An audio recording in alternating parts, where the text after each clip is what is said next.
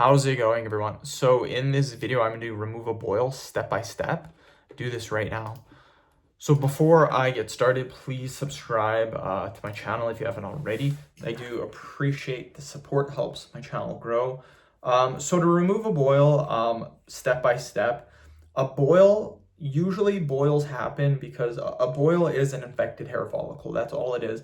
So the reason why you're getting a boil, you guys, is because bacteria, which is also sweat, that's literally all sweat is, it's bacteria. Sweat is pooling up in or by your pores, on the outside of your pores, and it's getting stuck inside the pores. It's clogging up your pores. So what you need to do to prevent this is you need to make sure that the pores remain open at all times. And you can do this by doing what's called a sugar scrub. Having a sugar scrub, doing it once every night before going to bed, will make sure the sweat doesn't pool up and none of that bacteria gets inside the pores. Another great thing that you can do is anytime you're sweating profusely, wipe off the sweat with paper towel or a towel. Just wipe it off so it doesn't pool up. So how do you get rid of the boil if you actually have it? This is actually super easy to do.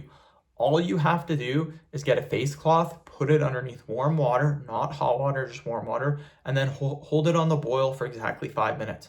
After 5 minutes, put it underneath warm water again, hold on the boil again for another 5 minutes.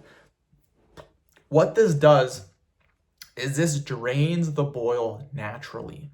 That's what we want to do. A lot of people try to pop the boil. If you try to pop the boil, majority of the bacteria goes back inside the body. When this happens, you are at risk of getting infection, bad infection.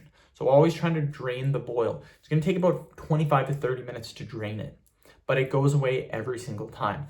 End of video. Thank you so much for watching.